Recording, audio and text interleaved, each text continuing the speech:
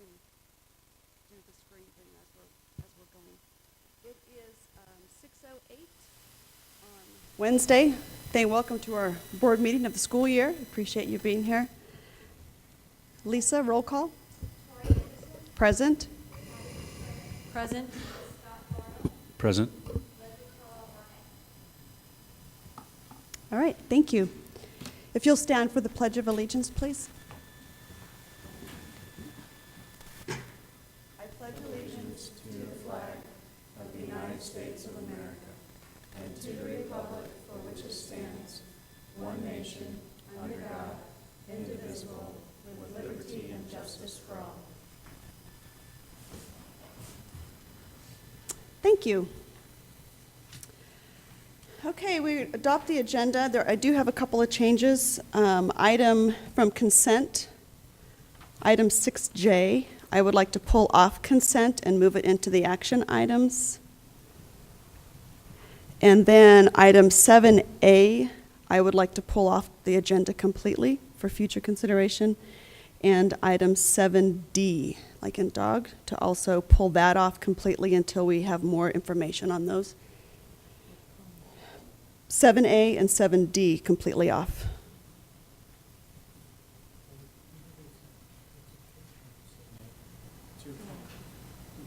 Oh, yeah. I'm sorry. Okay, let's try that again. 6J, we're taking out of consent and moving it to action. 7A, we're leaving alone. It's good. But 7D, we're pulling completely off the agenda.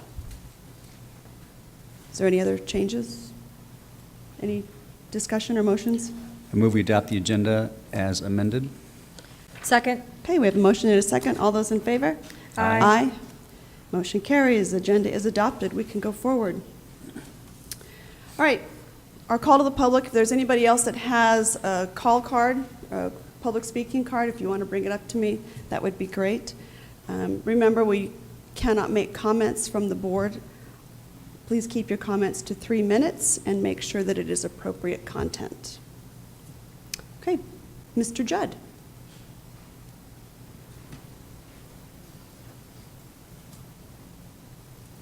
I'd like to say good evening to the board. Thank you for letting me speak, Dr. Chestnut. I have 3 little ones that started at Pima Butte. They are very pleased, very happy, and they are moved from Kyrene. So we pulled them out of Kyrene, and we wanted to keep them in our city's school district. And we thought that was the right thing to do, both for them and for the city. And so far, they love it. I have 2 small complaints, and then I can move on. I was speaking with a lot of parents about the lateness in which they received the bus schedule. They were not pleased about that. It caused a lot of pain as far as jockeying schedules, finding last minute babysitting, things like that. So just something to keep in mind for next year.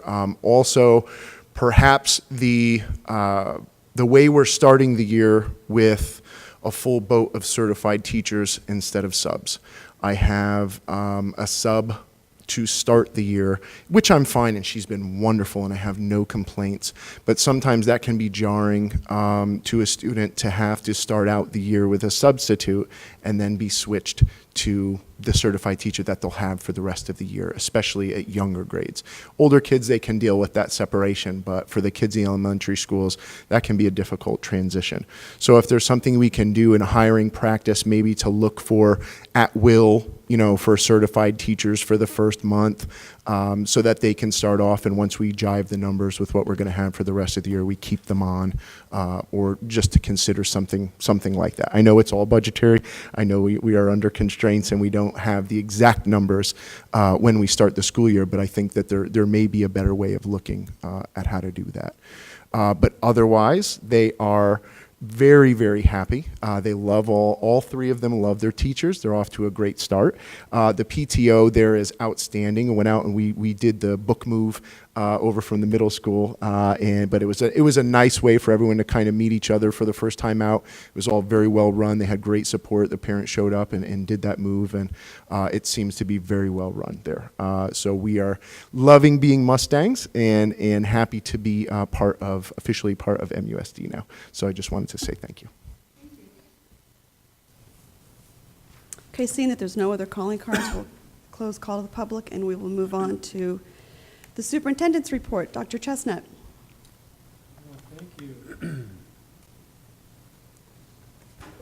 Thank you, President Anderson, members of the governing board. I do have a report tonight, and going to share the stage first off with our student representative, Sydney Akers, and she is a senior at Maricopa High School. She was introduced to the governing board last spring, and we're very pleased to have her in this role, and she plans to be at meetings regularly, give us kind of the latest information that's occurring at Maricopa High School, and I know that she is involved in the leadership class. I'm not sure if that's the exact name for that class, but student council, and it's a class that you take every day?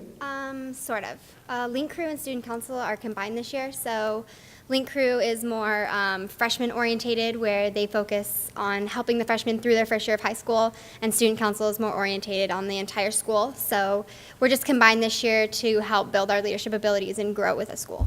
Okay, well, you can see that she knows a lot more than I do. So I'm going to turn this over to Sydney for the report. So thank you, Sydney, for joining us. Okay, so we have just finished the construction on the new amphitheater that has been built in the high school. It's actually really cool. It's like cement steps in the middle where everyone can eat lunch and hang out during lunch, which this year has gone down to 2 lunches instead of 4, which we needed. This Friday is the varsity football team's first game. It's our Soda Pop scrimmage, which we use to raise soda for the booster club so that they can sell it during season, so they don't actually have to go out and buy all the soda.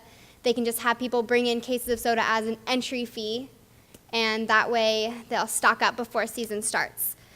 As of right now, we have our first dance set as September 6th. This is our welcome back dance. The theme of our dance, we decided to go with like summer lovin', like Greece, beach, stuff like that. We're really excited about that.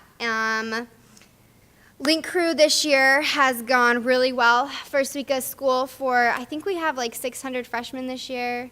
We have a lot.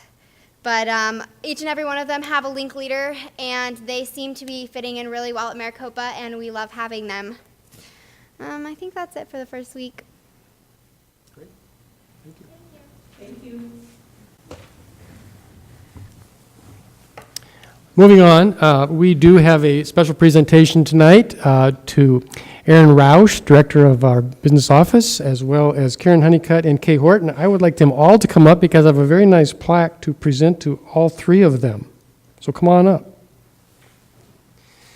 This plaque is a Certificate of Excellence in Financial Reporting. It's presented to MUSD for its comprehensive annual financial report called the CAFR, C-A-F-R, for the fiscal year ended June 30th, 2012, and there are at least 3 identical plaques out there for this particular award, and our business office does a great job on these reports, on these reporting requirements, and we're very proud of them, and so we have to hand them this plaque and get a picture.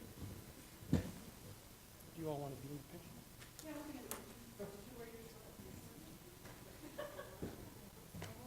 Come on, Scott.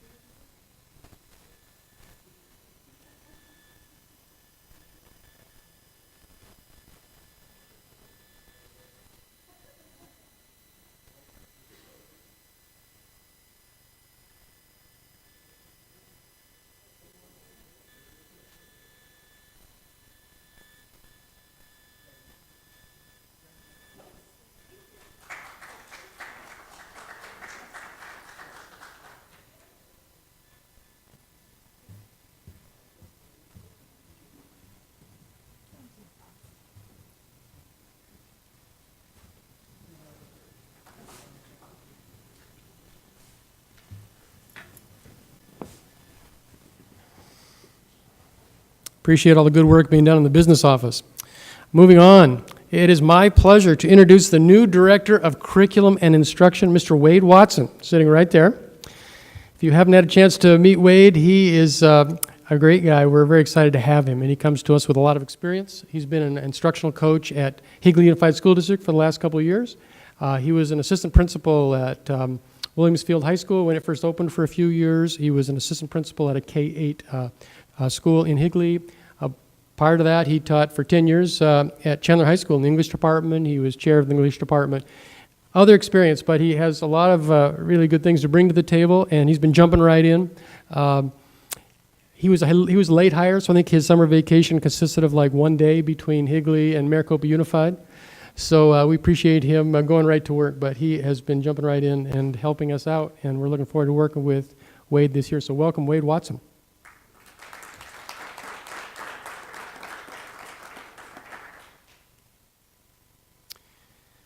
Wanted to just bring you up to speed on some of the recent events that have happened. We haven't had a meeting since the 1st of July, so it's been a while.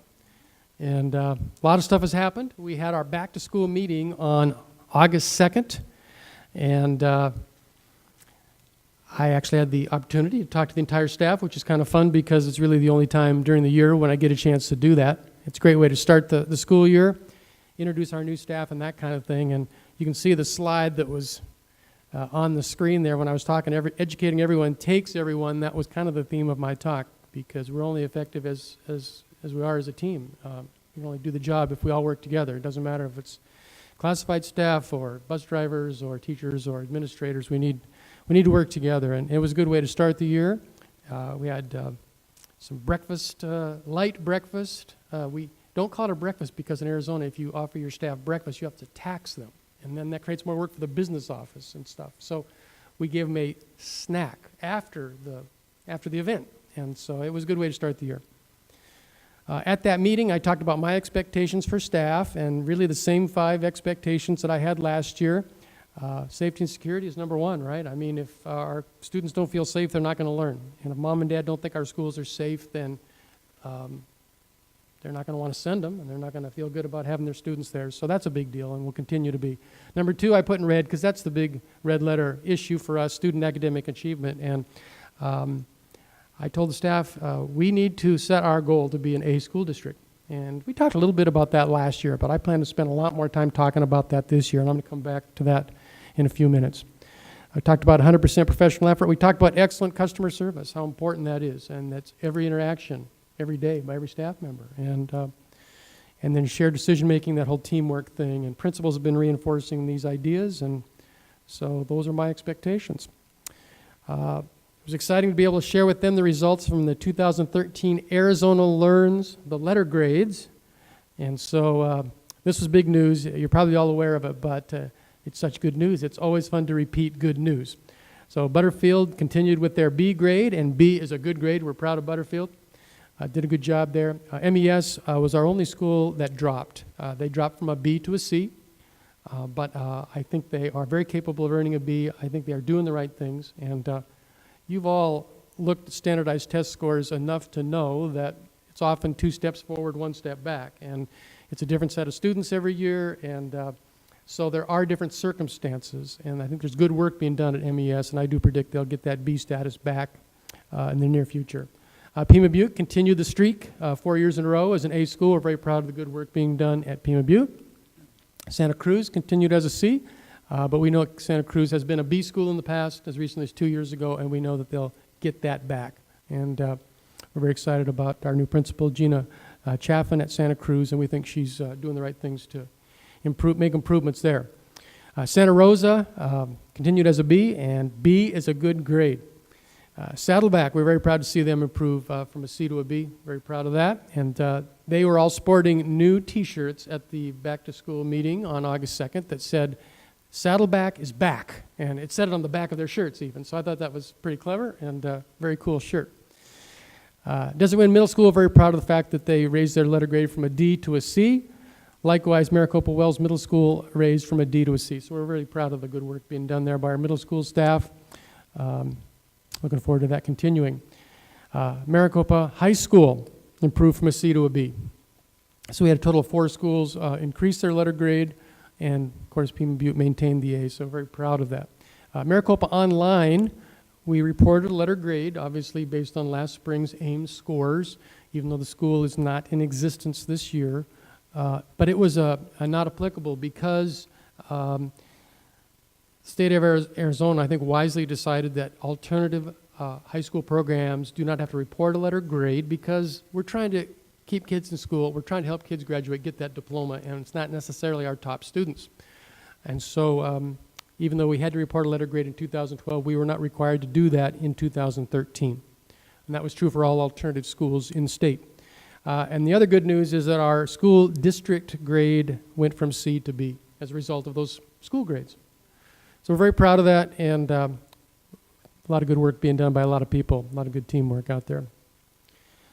Moving on, I also reported on the proposal that I would be bringing, the recommendation I would be bringing to the governing board tonight for a partial salary step increase for all returning staff.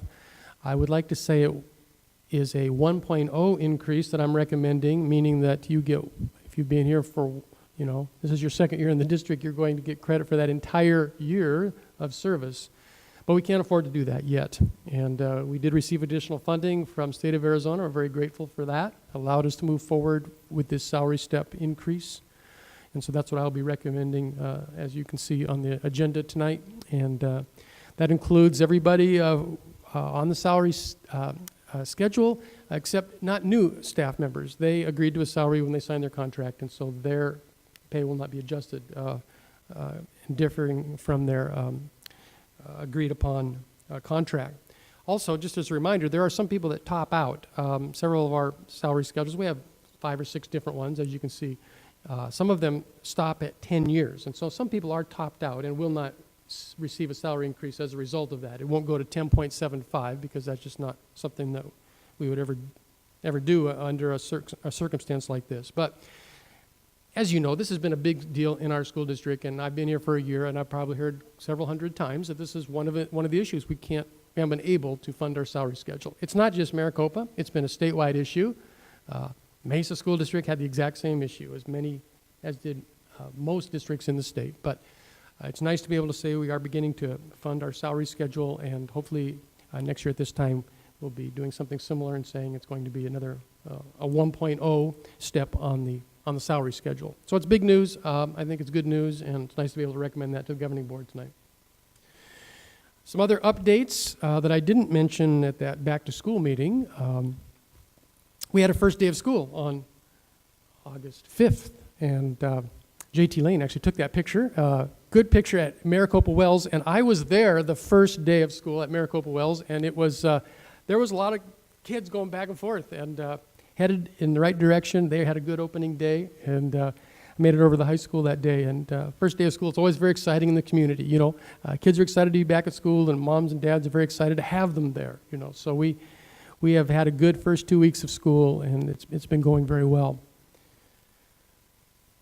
Some other current events. We do have a governing board vacancy, as you know, and if you are interested, if you're watching this broadcast or you're here in the audience and you are interested, the application can be found at the Pinnell Superintendent's website, pinnellesa.org. The application materials are there. You can print it out and fill it out, but you do have to take it in, well, it has to be notarized and either delivered in person or by mail, but it does have to be notarized and signed with an original signature. The due date for that application is the 19th, and the term is through December 31st, 2014. I got that information off the website. It says 14, so in other words, you'd have to stand for election next fall if you wanted to continue. Yeah, get in this cycle again. Mm-hmm. Yeah, I lucked out. First time I was appointed. The election cycle didn't happen for 2 years, so now it's...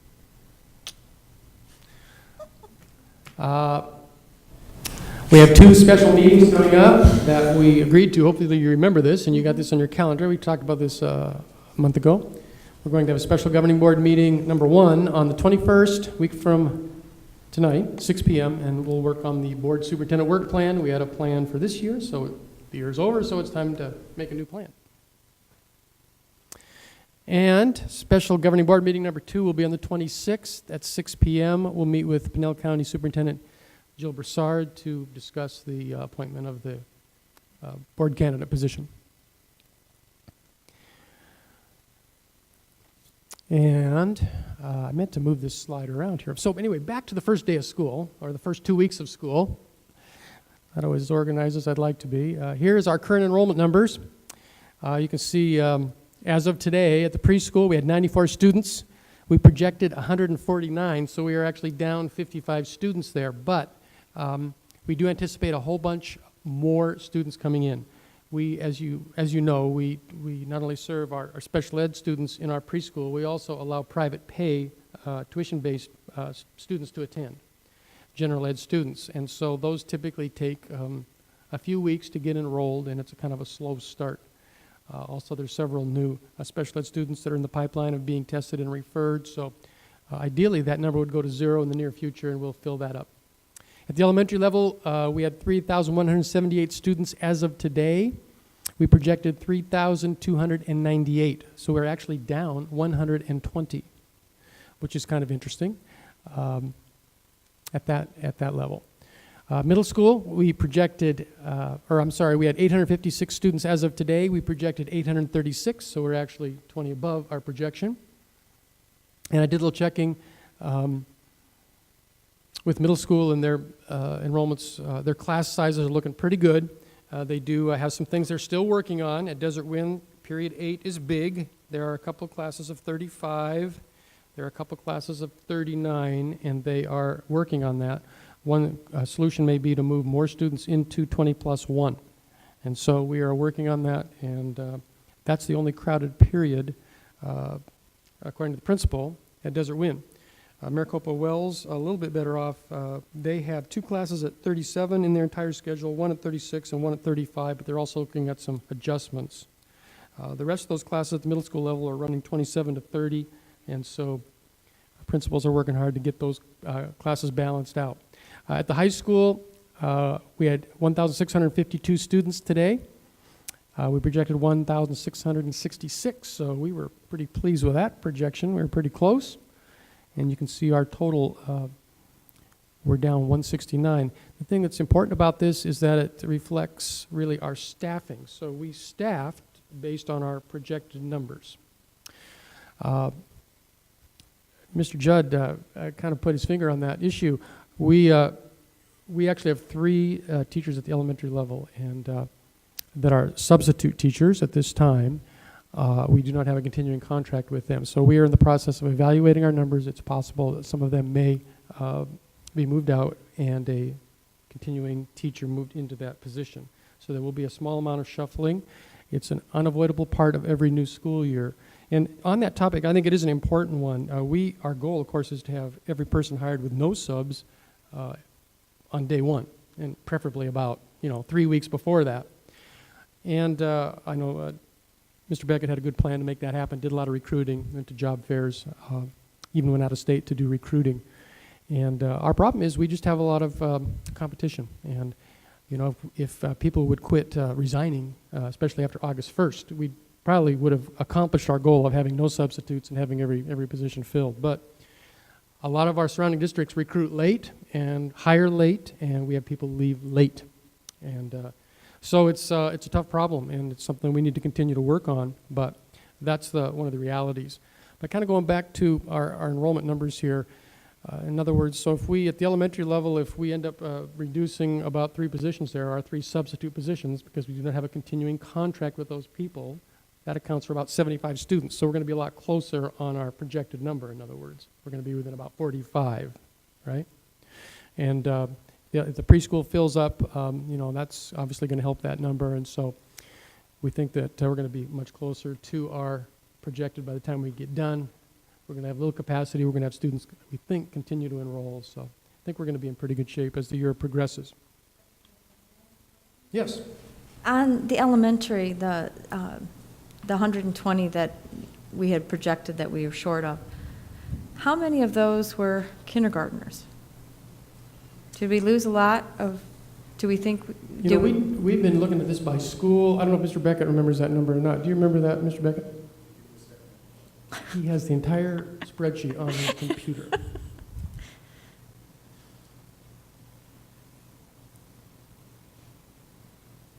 And do you know if we ended up with full-day kinder at, how many schools did we end up with full-day? We have a full-day kindergarten at 5 of the 6 elementaries. The only school that does not have one is Santa Cruz. Okay. And I know that Gina Chaffin is determined to have an all-day program next year. So that's the goal. Okay. Yes, Member Coutray, we were projected at 491, and we have 430 right now, so 61 of those students of that 169. Okay. Thank you. Just a reminder, I have not forgotten about our strategic plan. Several people in the audience helped work on that. They won't let me forget about it. We are working on it. I do plan to bring it to the next, I'll put it on the next agenda for you to begin looking at that, and we are working on it. And you'll be pleased, I think, what you see that draft come to you for final approval. I want to give you an update on our Auction partnership projects.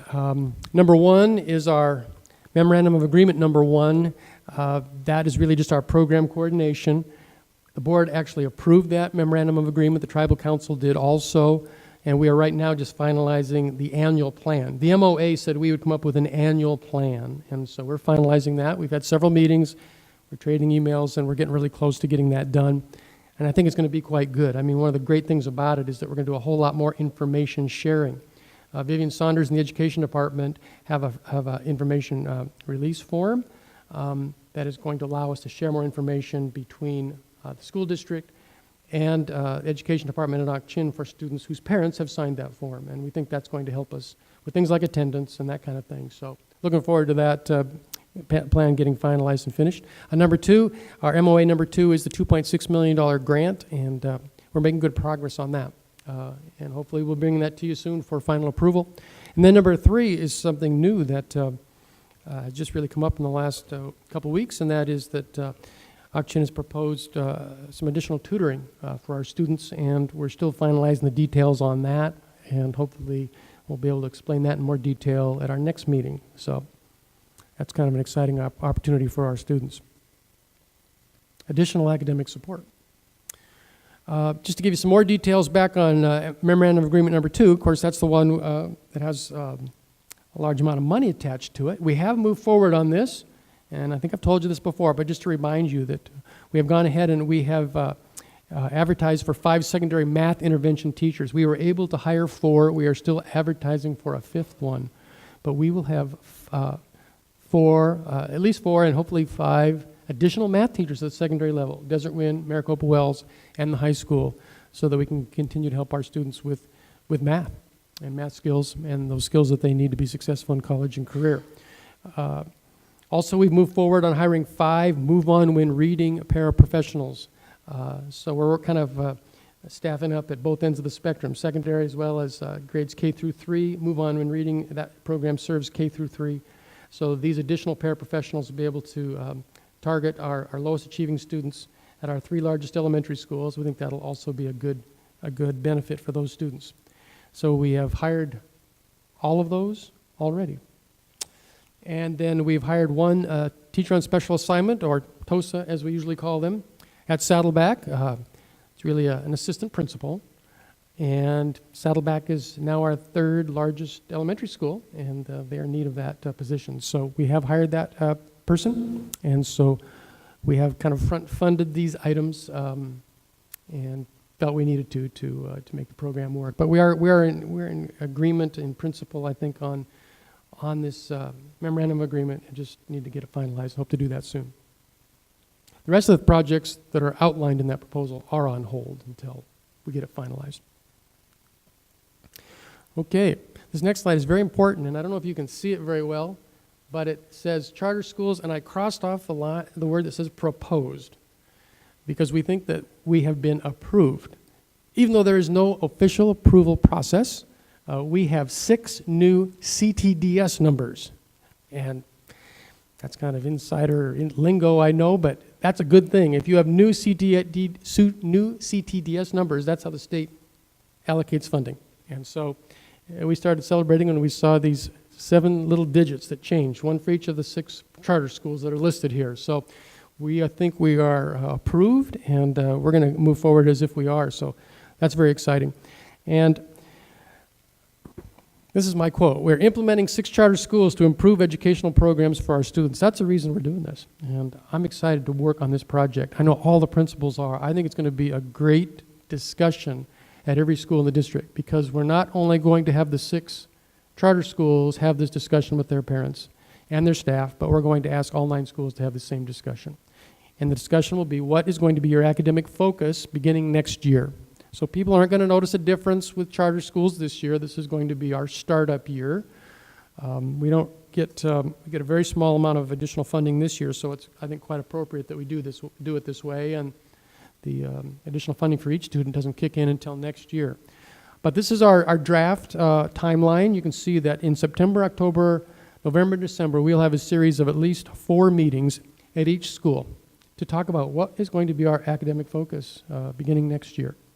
And how can we better serve our students? How can we raise the bar and prepare our students better for college and career? And so the principals will be gearing up to lead those meetings. More detailed information will be coming up fairly soon on that. By approximately January 31st, each principal will be required to submit a plan to the board.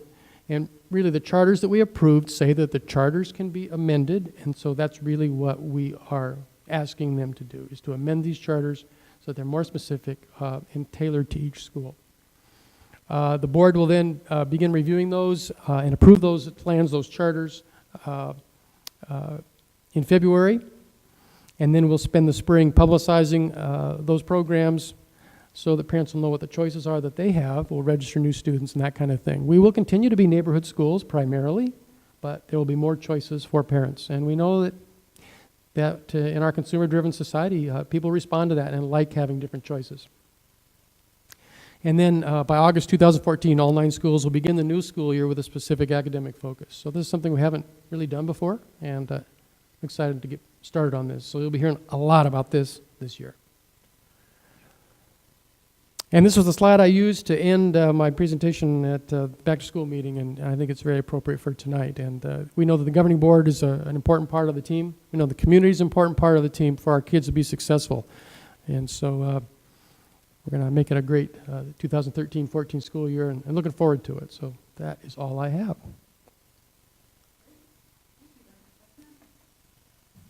Pretty much covers all of it.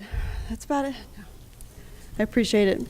All right, we are moving on to our governing board member reports. Does anybody have anything? Mr. Bartle? Yes, I'd like to make a comment relative to the superintendent's report on the success of the district and our schools.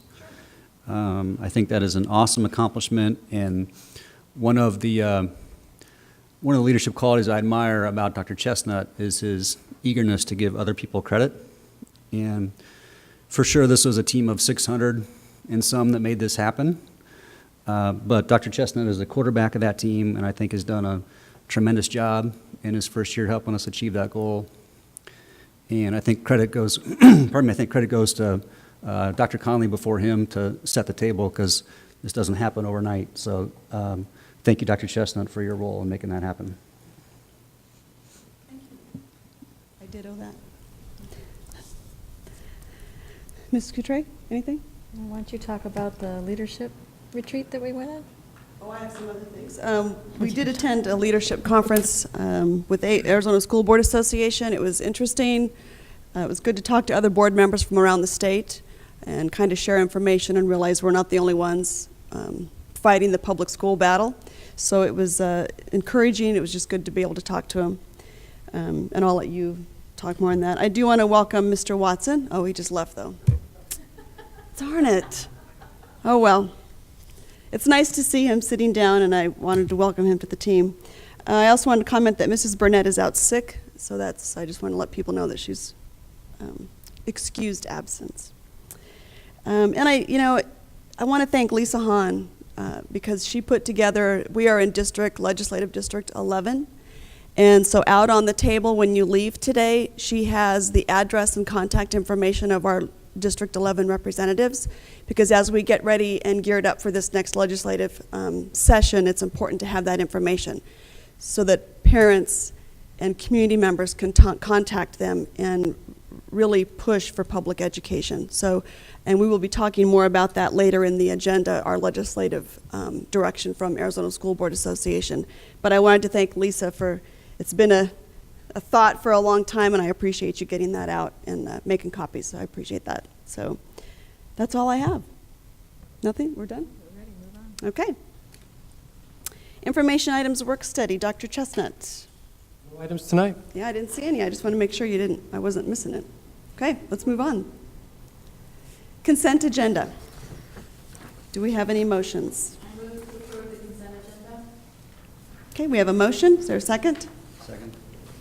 We have a motion and a second. Any discussion? Okay, all those in favor? Aye. Aye. Opposed? Motion carries. Aye. Oh, A little slow in the uptake. I'm just trying to rush us through. All right, that brings us to the item that I removed from consent, which is the salary schedules. So it's approve and revise the 2013-14 salary schedules for all employee groups, returning employees. And so, Mr. Beckett, if you want to talk on that, or Dr. Chestnut? Thank you, President Anderson, members of the governing board, Dr. Chestnut. I'll be honest with you, I think Dr. Chestnut did a terrific job during his presentation of presenting the kind of the nuts and bolts of this action, but I can entertain questions if you have any at this point in time.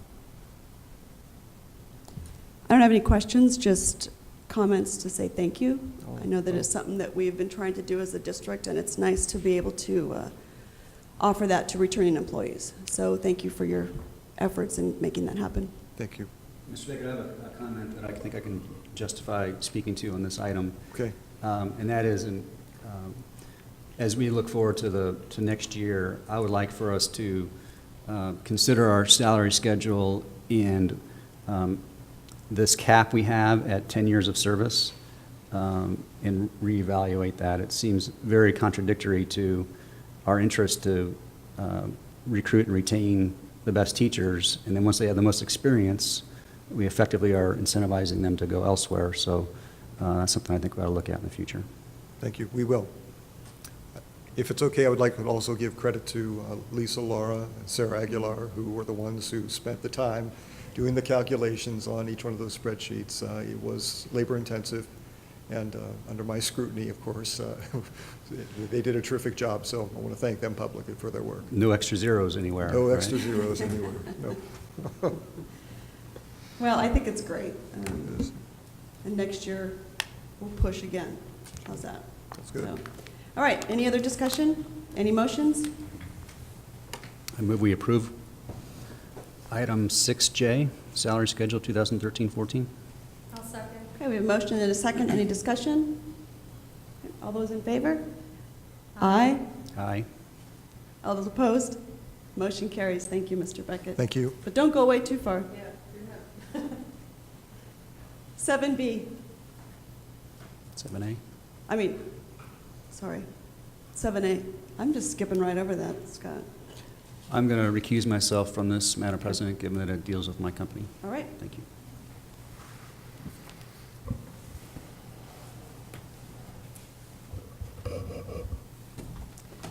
7A was actually on the agenda when we met in June, and the wrong name was on the voucher, so it's really coming back just for a name change. So it's not like I just want people to know we're not approving more money.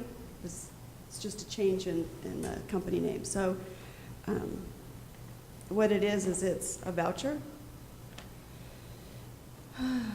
for I Promote You, which was for plaques for the employees. So do you have any questions?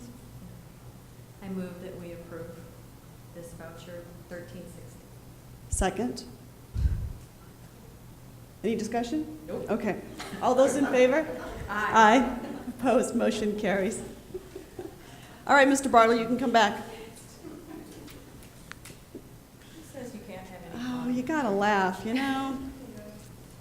All right, Mr. Beckett, HR schedule 7B. Thank you, President Anderson, members of the governing board, Dr. Chestnut. You have in front of you the personnel schedule for this evening, and I can entertain any questions you have about that. I can. Thank you, Mrs. Trey. I know on the certified, the teachers, we have that contract assessment fee. But, you know, we're looking at the start of school, and we have all these other positions that aren't teachers, but they're still vital to the success of our district. And they're, you know, resigning right before school starts, and so we're left without people in these positions. Do we have any recourse to find them? I mean, we're assessing our teachers for breaking the contract, but what do we do for these other positions? Because, I mean, you're looking at paras, that's important. A bus driver, that's important. How do we have any recourse?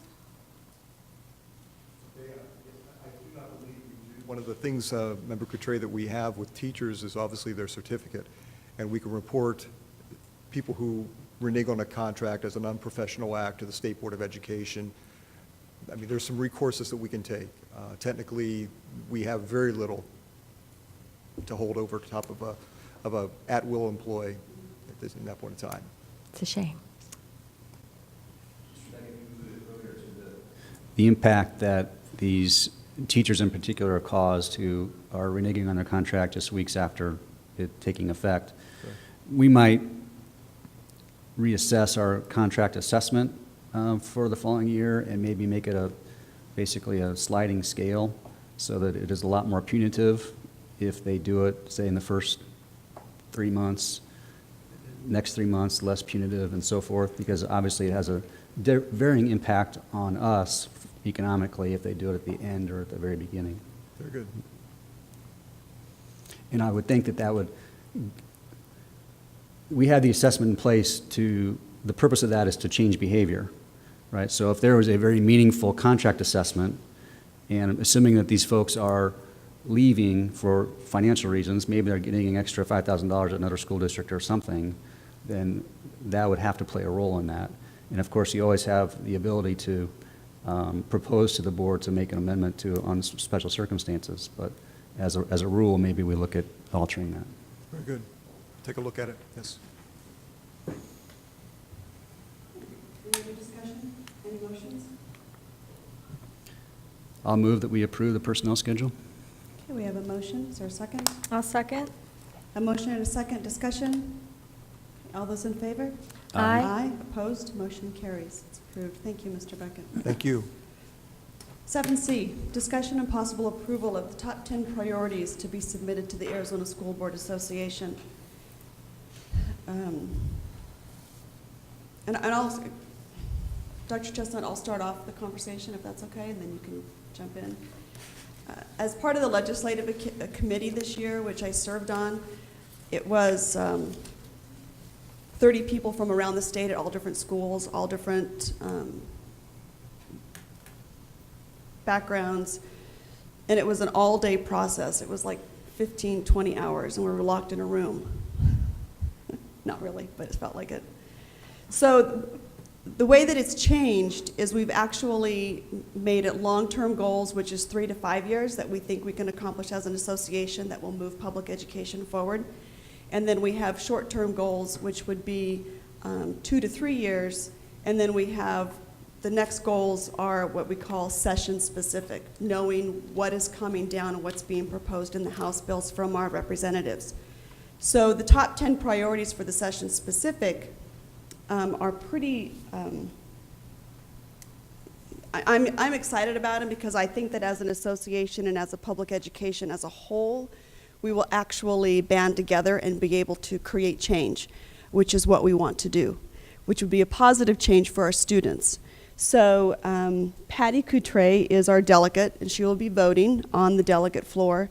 And if any of you have ever gone to that, it's quite interesting.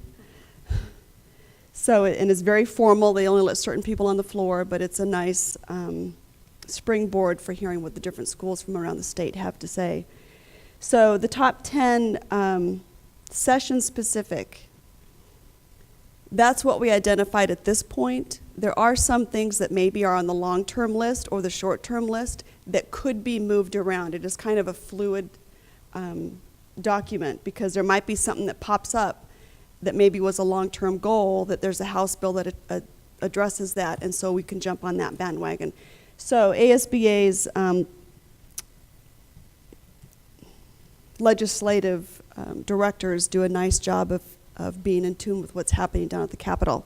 We will have legislative days. There's going to be a training session in November, and then there's another training session in January for anybody who would like to go and speak in support or not support of any of the House bills. And so that is a nice, I will be updating you on that even more. So with that, I don't know if, Mrs. Couture, if you have any other comments, if you want me to read off the list. Well, in the past, and I think this is kind of why it's a little bit confusing. Yes. In the past, the board had to choose 10 priorities from categories that were specific to their mission statement. Now that it's changed a little bit, there's really not, I mean, it's not like the 70 items that we had to choose from in the past. I mean, the whole thing was like a booklet that we had to choose from. So I don't know if you see anything, I guess, on the long-term focus or the short-term focus that you would like to see in the session specific? Because isn't that, and you can tell me if I'm wrong, Mrs. Anderson, because you were there, but the session specific is really what the delegate assembly is really going to be focusing on as far as ASBA's efforts. The delegate assembly is going to approve the long-term, the short-term, and the session-specific all together as separate entities. Okay. So that will all be approved, and there will be some discussion. The session-specific are ones that we did do a priority list from all the school districts in Arizona, and we sent the information out, what are your priorities as a school district? And so the ones that were identified over and over and over again, and there's a spreadsheet, if anybody wants to see it, I can certainly provide that, but the items that came up over and over again were identified and put in the categories. It's the same categories to move forward with public education as far as the basic needs for children and for them to succeed. So it was based on what the priorities have been in the past. I don't know if that makes any sense. Okay. Mr. Bottle, any questions? Now that I've thoroughly confused you. Well, I guess I am a little bit confused in that there seems to be a lot of effort and energy and time, 15 to 20 hours locked in a room, spent helping the state as a group identify these important needs. But yet, we don't feel compelled at a local level to tell the association what our needs are. So there's still a disconnect for me in that regard.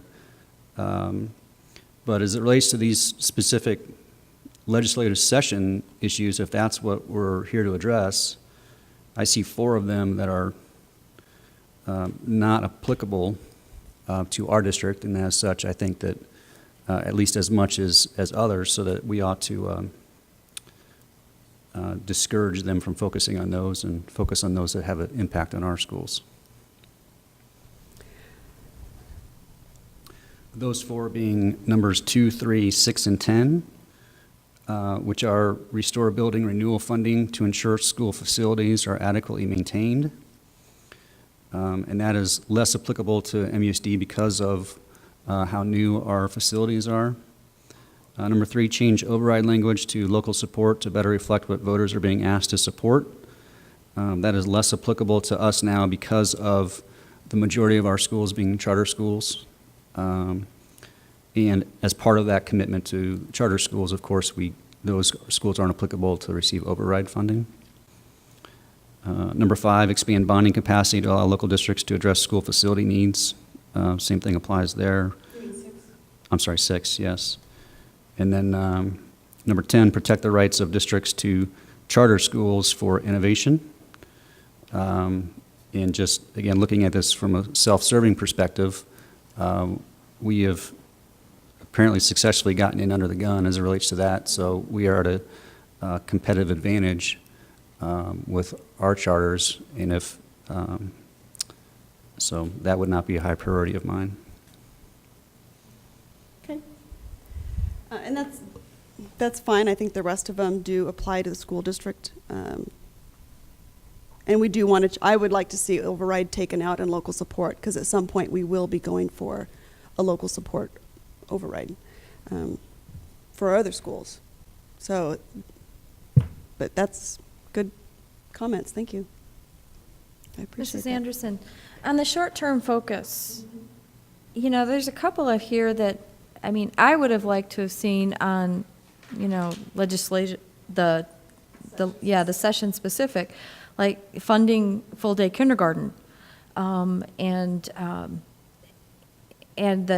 fund the implementation costs of the new standards and technology. So is this something that we can ask then to move from, so I can, if the board wishes to go in that direction, I can certainly ask for it to be moved to session specific? Well, the or- reason it's not in session specific is because the state does not have the money right now to currently fully fund full-day kindergarten. So we need to start a grassroots effort to get them going, for the parents to say, this is what we want you to do at the state level. Because right now, this session, there is not the money there. So even if we spend time asking for it, the legislature is not going to listen. But we can start, definitely, it will be talked about. So the short term, like I say, it's fluid, so some of that may come up. There may be a House bill that comes up that it applies to. So it could be, that's why we want to approve that. You're still going to approve the short term, which is the full day kindergarten. You're going to approve all of that and give Janice the go-ahead to move forward in supporting any House bills that come up that apply to these goals. To any of the goals? To any of the goals, correct. Okay. Yes. So- Any of these goals can be moved around depending on what House bills are coming down from our representatives. And that's why we started publishing, we put the addresses out there. So what are they looking for from the individual boards? This discussion that we're having right now, Just this discussion? yeah. Just to make aware that we are trying to focus our energy to get something accomplished. Whereas if you've got, you know, the 170 school districts, if they each do their own thing, it makes it really hard to accomplish full-day funding for kindergarten or to accomplish some of the bigger goals that are out there. I thought that the full-day kindergartner would have made it onto the session specific. I really It was a did. huge discussion, but there's not any House bills currently, and the funding is not there. So the money would be taken away from something else. I mean, certainly it will come up. It will be a huge discussion. Okay. But that's a good point. You know, it could happen in this legislative It could, session. absolutely. No, it was a leading question. Oh. What could happen is, especially if we were to champion such an effort, is to affect change in the current statute that allows the neighboring school districts in Phoenix area to come poach our kids at the expense of Arizona taxpayers. And that is part of the tax, if you'll see there's a taxation goal, that is part of that goal, is to rewrite some of those taxes. Is that what you're talking Mhm. about? Yes. That's part of, yes. Great, but that should not be a 5 to 10 year project as far as MUSD is concerned. Well, to change the finance formula is a very long process. I don't want to change the So- finance formula. I want to amend one simple state statute that has had unintended consequences that negatively affect our school district to the tune of millions of dollars, hundreds of kids. Okay, point taken. So if there's any, are there any motions or any further discussion on the priorities? I would just like to know what direction you guys want me to take.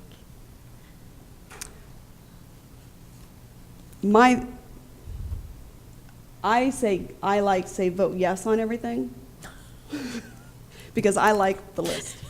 Okay. And the list is available if, on the website, on the documents, so you can go and get and download that. Mr. Bartle? Mr. Bartle, comments? How do you want her to vote? Well, just to summarize, I think that, I think numbers 1, 4, 5, 7, 8, 9, and Tori's change, and including number 3, are all valid, and I would like to add to that list the transportation busing issue. Okay, I don't want to add that to the list, but we can certainly put that in part of the reforms. If I may, respectfully, Mr. Bartle, I have been at a couple of these delegates' assemblies, and I have tried to fight that fight by bringing something up that unfortunately very few districts will support. At this point of the game, I don't know if it's prudent for us to keep trying to push that when what we need to do is give those parents the reason to choose Maricopa schools, not to have to be forced because there's no longer buses.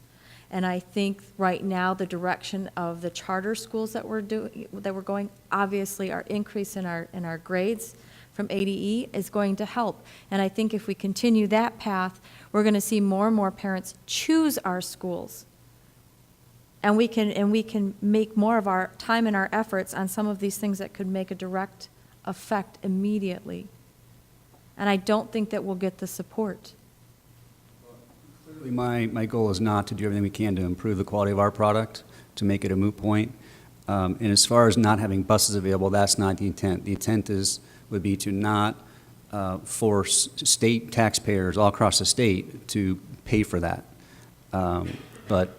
We've already, we've had this discussion a few months back, and I feel strongly that whether it's met with deaf ears or not, that it's important for us to continue to fight for the things that we believe in and that are important to our school district, even if it's not popular.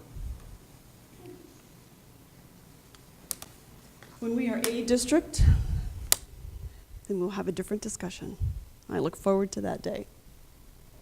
So we can certainly, if the topic comes up, I'm certainly willing to add it to the list and discuss it if it comes up during the. The word A district or B district has any merit to, or any relevance to the issue, but again, my intent is not to. I know we all have strong opinions on this. I think that whether it was the transportation issue or whether it was some other issues facing our school district, I feel strongly that we should have presented something to ASBA to support on our behalf and our constituents' behalf, but we are where we are, so if that's, you guys know where I stand with this list, and so. No, that's good. I appreciate it. Thank you. So do you have your direction, and do we need to vote on it? I don't know that we need to vote. There's really nothing to vote on. Okay. It was more of just a discussion. Yeah. Dr. Chestnut, any thoughts before we move on? I think it's pretty well summarized. The one on the short-term list, the specific legislative session list that I really would like is additional school safety funds. I think that's important, and I would really, I'd like to see that maybe at number one. Okay. Good point. Mm-hmm. The public and present as well as on television, maybe we ought to read the ones that we do support in addition to Ones we want to definitely the have session-specific Patty ones. support. Okay. Yeah, I read Sure. the ones that we may not. Okay. But So the ones that are session-specific are advocate for an administrative reduction omnibus to lessen unfunded mandates and administrative burdens. And that is mandates that are given by the state that are not funded, which there are many in public education. So that's session-specific to try to get those mandates. If they're unfunded, the mandates are taken out. Advocate for school safety funds to create a safe learning environment. Again, this is a hot topic, and it was another topic that was discussed for hours. Allow JTEDs to lease buildings and allow school districts greater flexibility in the divestiture of property to address population and course needs. And that came about because there were CTEs and JTEDs who were not able to rent buildings. And no, but what it is if a business says, you know what, I've got warehouse space and I will rent it to the school for $100 or whatever it is. There is a state mandate that doesn't allow them to do that. So part of that is to change that so that they have more flexibility and to be able to find buildings that they can lease. Woohoo! Maximize trust land income for teachers' salaries and student classroom opportunities. Allow schools to operate a 200 school day year and include funding from 5%, which is what it currently is now, if a school district decides to go more than 200 or more than 180 days. We're asking to increase that to 8%, which is actual the cost of what it costs to do 200 school days per year. So we are asking the legislator to push that through. Restore ninth grade funding for CTE and JTED so that schools have the opportunity to be exposed to career fields and/or certification completion. Currently, freshmen, there is not any funding. If they want to take a CTE class, there's no funding for it, and they can't take it as a freshman. Where we're saying you really need to start that as a freshman so that you can get going on a career path and to be college ready. So those are the ones that are most applicable to our district, and that Mrs. Coutre will be representing us at the Delegate Assembly, which is September 7th. So we will update you on that, what goes through and what discussion took place. So, is that good? Thank you for the discussion. I appreciate your thoughts, Mr. Bartle. Okay, moving on to 7E, discussion and possible approval of the first reading of the updated policy D3100 DKB, salary deductions. Is that Dr. Chestnut or Mr. Beckett? I'll be glad to take that. And while I have the floor, just to point out that all of the remaining policy updates really are just that. They're updates recommended by Arizona School Board Association, pretty much minor changes for the most part, and in an attempt to keep us current with recent legislation from the last legislative session. The only exception to that would be item L, policy IHBJ, Indian Education. That's just an annual review that we do to make sure that we look at that policy on an annual basis. Any discussion or motions? I move we approve 7E. Okay. Second. We have a motion and a second discussion. All those in favor? Aye. Aye. Motion carries. 7F, discussion and possible approval of the first reading of updated policy E0550 EBC, emergencies. Discussion? I move we approve item 7F. Okay, motion to approve. Is there a second? We Second. have a motion and a second. Any discussion? Okay, all those in favor? Aye. Motion carries. 7G, discussion and possible approval of the first reading of policy G4100, GCJ, professional staff probationary and continuing status. Any discussion or motions? Move to approve. Second. We have a motion and a second. Any last minute discussion? Okay, all those in favor? Aye. Aye. Opposed? Motion carries. 7H, discussion and possible approval of the first reading of policy G4500, GCK, professional staff assignments and transfers. Any motions or discussion? Move we approve. Second. Motion and a second. Discussion? All those in favor? Aye. Aye. Motion carries. 7I, discussion and possible approval of the first reading of updated policy G5350, GCO, evaluation of professional staff members. Any discussion or motions? I just have one question, just clarification. Mhm. On page 10 of this, it says, insert district language here. So do we have district language that we insert? We had, Well, not on my copy. really, Yeah. we have the language and we will insert it. It's possible it was to be inserted in two spots and we only inserted it in one, but we will bring that back. Yes, Mr. Beckett. Thank you. Sorry, interrupt. Member Coutre, it actually is on the cover sheet Yeah. of the, Oh, so it doesn't Of matter the agenda what's in item. what the Correct. rest of the pages are? right, that piece will actually be inserted then into the policy. Oh, yeah, there it is. It is on the cover sheet. Oh, okay, so that's what goes into there. Okay, I got it now. Good catch. Okay, discussion or motions? Move to approve? Second. We have a motion and a second. Any discussion? All those in favor? Aye. Motion carries. 7J, discussion and possible approval of the first reading of updated policy G6000, GCQE, retirement of professional staff members. Motions or discussion? Move to approve? Second. We have a motion and a second. All those in favor? Aye. Motion carries. 7K, discussion and possible approval of the first reading of updated policy J4600 JK, student discipline. Discussion or motions? I have a suggestion on page 23 of 38. I think it's the second page in the packet, under confinement. It's the same question I had, Mr. Bartle. So I think that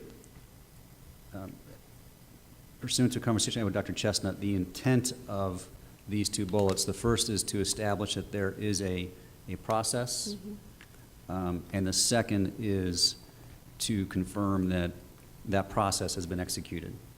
So that the first one is a process, that there must be a process in place whereby the parents approve No. at the beginning of the school year that this could happen, Okay. and they accept.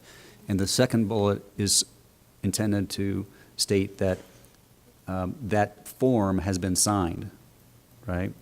But the way it's worded is a process and a process. So my suggestion is that we change the first sentence of the second bullet to read, written parental consent is required before confinement is allowed for any pupil in the school district. I like it, Me too. because I had the same Yeah. concerns, so. See, we really do read these things. Okay, so is there any other discussion, or are there motions to accept with the changes that Mr. Bartle added in there?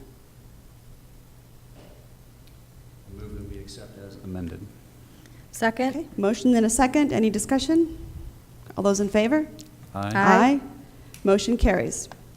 7L, discussion and possible approval to conduct an annual review of policy I-3500, IHBJ, Indian education and its procedures. And nothing was changed, correct? Yeah, Okay. it's just a, Right, a review of it. yeah. Move to approve? Second? Okay, we have a motion and a second. Any discussion? All those in favor? Aye. Motion carries. That brings us to item 8. Do we have a motion to adjourn? So moved? Second? We have a motion and a second. We are adjourned. It is 7:50. Huh? Oh, sorry. All those in favor? Aye. Opposed? Okay. Now we can adjourn. It is 7:15. Yay! Thanks for hanging in there. It's good to see you.